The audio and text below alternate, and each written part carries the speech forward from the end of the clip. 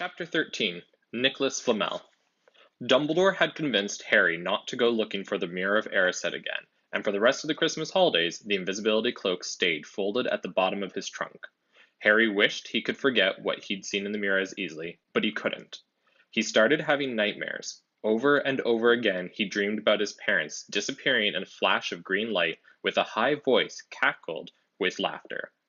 "You see, Dumbledore was right. The mirror could drive you mad," said Ron, when Harry told him about these dreams.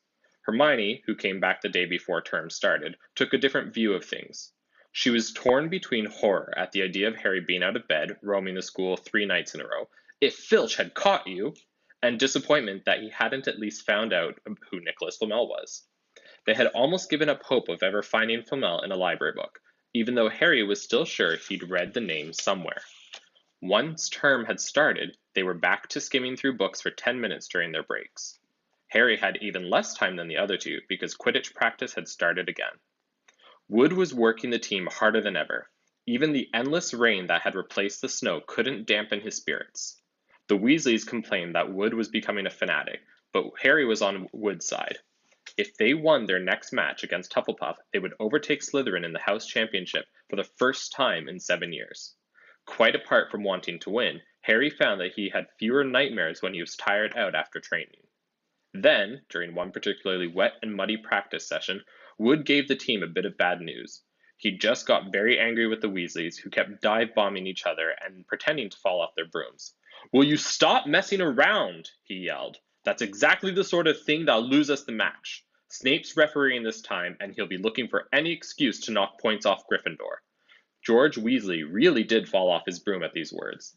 "Snape's refereeing?" he spluttered through a mouthful of mud. "When's he ever refereed a Quidditch match? He's not going to be fair if we might overtake Slytherin." The rest of the team landed next to George to complain too. "It's not my fault," said Wood. "We've just got to make sure we play a clean game, so Snape hasn't got an excuse to pick on us." Which was all very well, thought Harry, but he had another reason for not wanting Snape near him while he was playing Quidditch. The rest of the team hung back to talk to each other as usual at the end of the practice, but Harry headed straight back to the Gryffindor common room, where he found Ron and Hermione playing chess. Chess was the only thing Hermione ever lost at, something Harry and Ron thought was very good for her. "Don't talk to me for a moment," said Ron, when Harry sat down next to him. "I need to He caught sight of Harry's face. "What's the matter with you? You look terrible." Speaking quietly so that no one else would hear, Harry told the other two about Snape's sudden, sinister desire to be a Quidditch referee. "Don't play," said Hermione at once. "Say you're ill," said Ron. "Pretend to break your leg," Hermione suggested. "Really break your leg," said Ron. "I can't," said Harry. "There isn't a reserve seeker. If I back out, Gryffindor can't play at all." At that moment, Neville toppled into the common room. How he had managed to climb through the portrait hole was anyone's guess, because his legs had been stuck together with what they recognized at once as the leg locker curse. He must have had to bunny hop all the way to Gryffindor Tower. Everyone fell about laughing except Hermione, who leapt up and performed the counter curse. Neville's legs sprang apart and he got to his feet trembling. "What happened?" Hermione asked him, leading him over to sit with Harry and Ron. "Malfoy," said Neville shakily. "I met him outside the library. He said he'd been looking for someone to practice that on."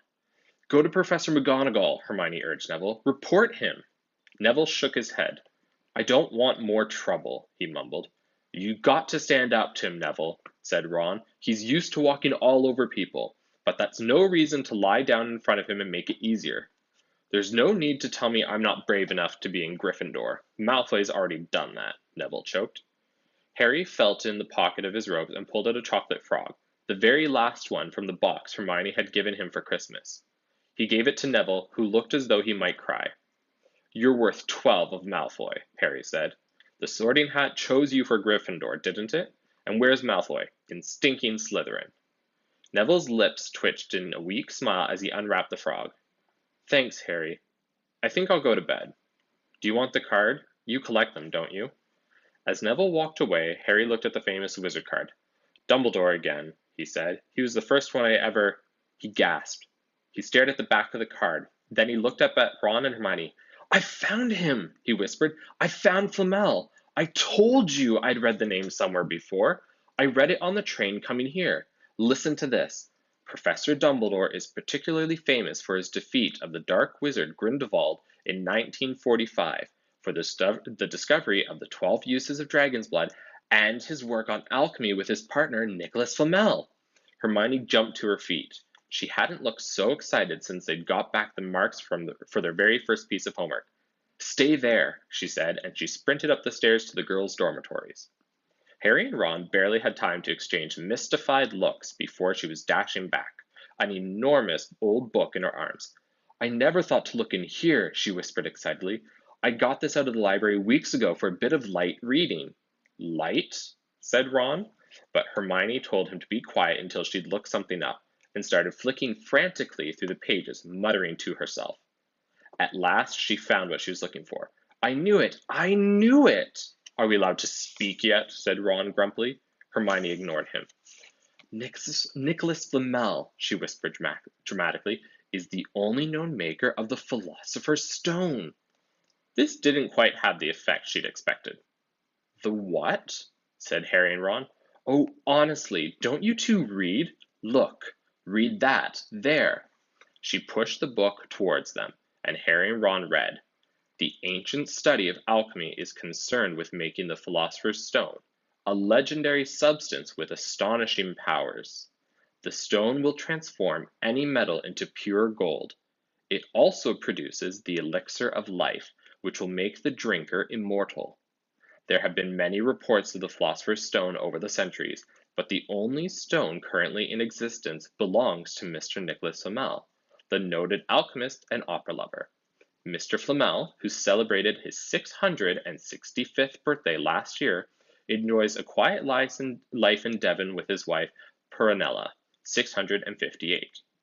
See, said Hermione, when Harry and Ron had finished, the dog must be guarding Flamel's Philosopher's Stone. I bet he asked Dumbledore to keep it safe for him, because they're friends and he knew somebody was after it.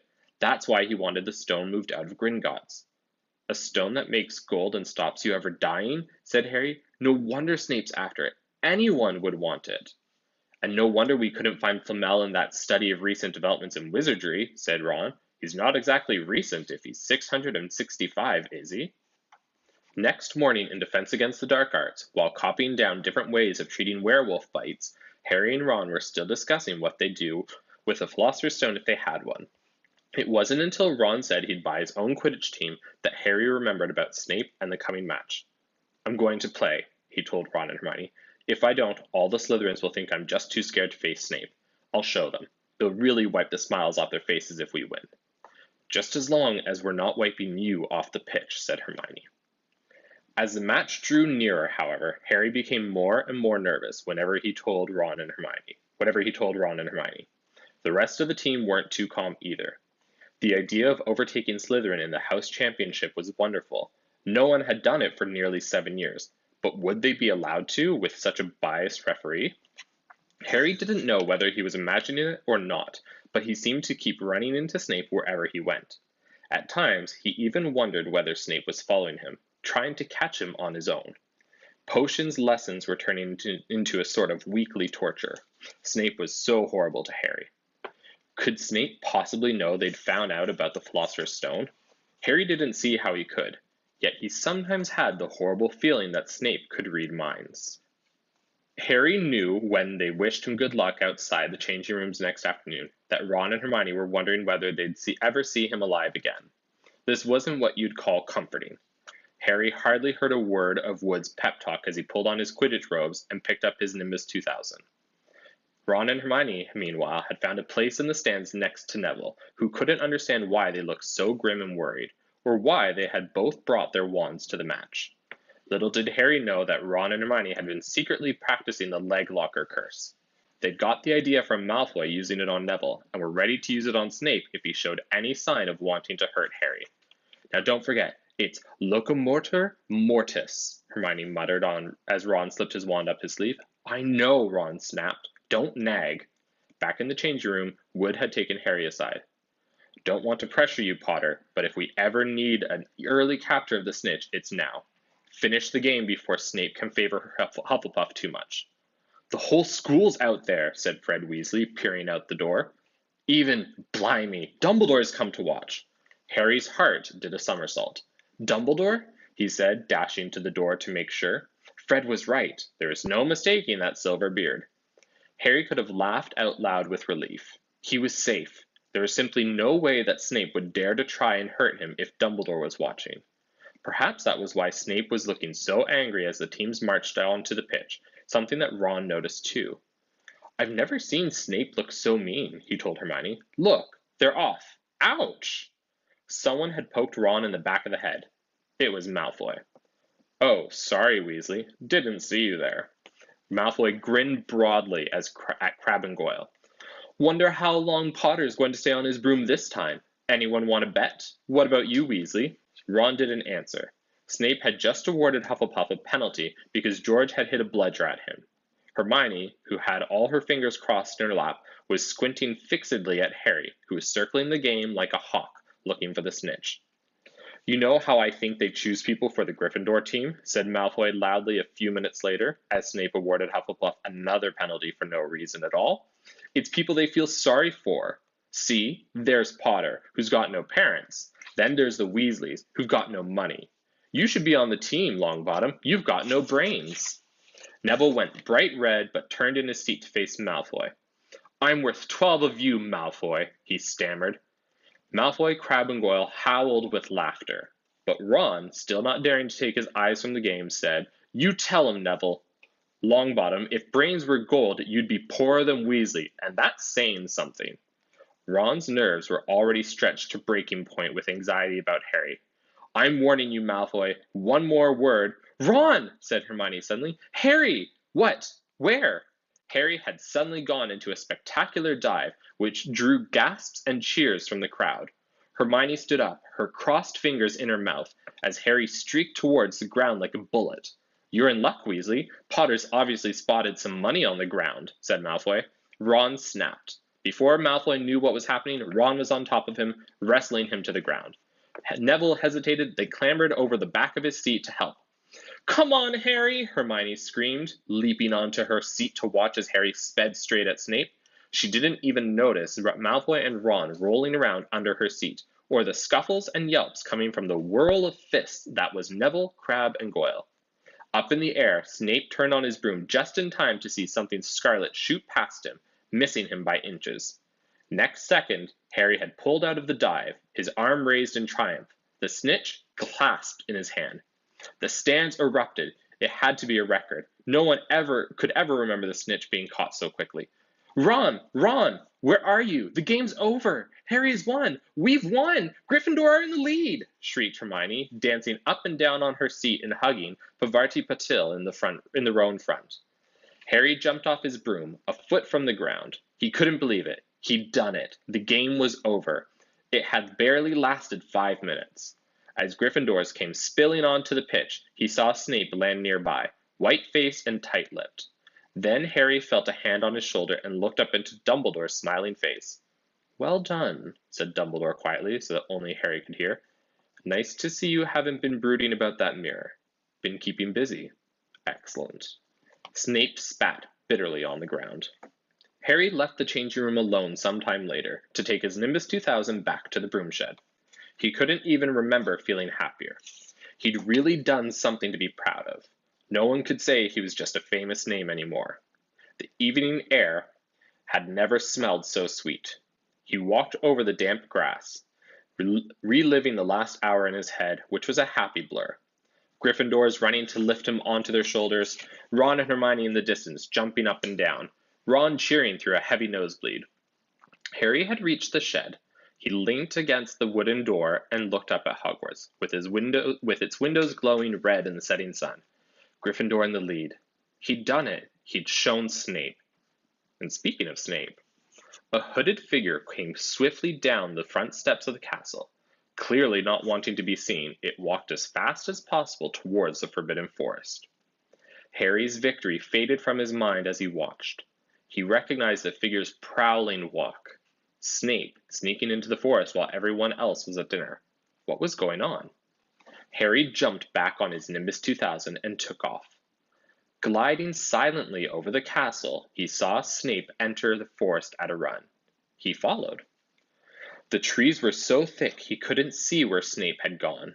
He flew in circles, lower and lower, brushing the top branches of trees until he heard voices.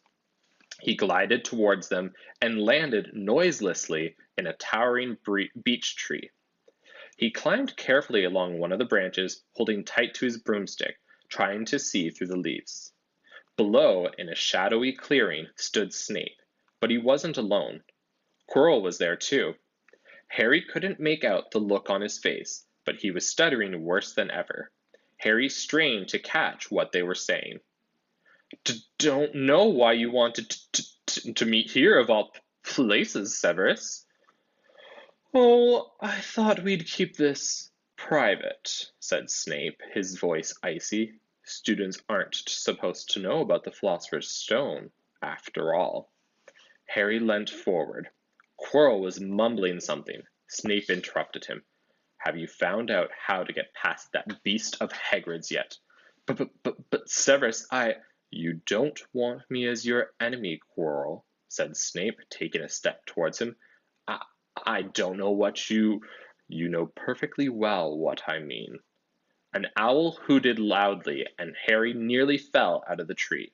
He steadied himself in time to hear Snape say, Your little bit of hocus-pocus. I'm waiting. But I don't. Very well, Snape cut in. We'll have another little chat soon, when you've had time to think things over and decided where your loyalties lie. He threw his cloak over his head and strode out of the clearing. It was almost dark now, but Harry could see Quirrell standing quite still as though he was petrified. Harry, where have you been? Hermione squeaked. We won! You won! We won! Ron shouted, thumping Harry on the back. And I gave Malfoy a black eye, and Neville tried to take on Crabbe and Goyle single-handed. He's still out cold, but Madame Pomfrey says he'll be all right. Talk about showing Slytherin. Everyone's waiting for you in the common room. We're having a party. Fred and George stole some cakes and stuff from the kitchens. Never mind that, said Harry breathlessly. Let's find an empty room. You wait till you hear this. He'd made sure Peeves wasn't inside before shutting the door behind them. Then he told them what he'd seen and heard. So we were right. It is the Philosopher's Stone, and Snape's trying to force Quirrell to help him get it. He asked if he knew how to get past Fluffy, and said something about Quirrell's hocus-pocus. I reckon there are other things guarding the stone apart from Fluffy, loads of enchantments, probably, and Quirrell would have done some anti-dark art spell, which Snape needs to break through. So you mean the stone's only safe as long as Quirrell stands up to Snape? Said Hermione in alarm. They'll be gone by next Tuesday, said Ron. And that ends chapter 13. So in this chapter, we saw Harry, Ron, and Hermione finally learn about Nicolas Flamel. And if you remember back from chapter 6, I believe it is, Journey from Platform 9 3/4, Harry did actually read that name on Dumbledore's wizard card. And so that's what's been nagging at his mind. And now they finally know where it is. They look it up in a book. And now they know, or they think they know, what is being guarded by the three-headed dog. Then Harry has his Quidditch match against Hufflepuff, but Snape is refereeing the match, which makes them very concerned because the previous match, they said that Snape was trying to throw Harry off his broom with a jinx. Gryffindor wins very, very quickly, thanks to Harry. And then while putting his broom away, Harry overhears Snape and Professor Quirrell talking in the Forbidden Forest. And Snape is trying to force Professor Quirrell to help him get the Philosopher's Stone. And so Harry, Ron, and Hermione, at the end of that chapter, now understand what the plot is. They know who's trying to get the stone, and they know what that final obstacle is. And so this is not necessarily a turning point. A turning point in a book or in a story is where a character makes a decision and they can't go back. Arguably, this book has a turning point, but it comes very, very late in the novel. And so in this instance, this is just another moment that encourages them that they're on the right path, and they still haven't really faced any significant obstacles. And it's interesting because there aren't really there's nothing to suggest what the next chapter is going to be about, which is a little bit abnormal for J.K. Rowling. Usually she gives some indication, but there is no indication in this chapter. It just kind of ends, and we know that it's a cliffhanger, that Quirrell is the only thing standing in the way, and so hopefully he doesn't break too soon. Hopefully this video helped, and if you have any questions, comments, or concerns, as always, let me know. Have a great one. Bye.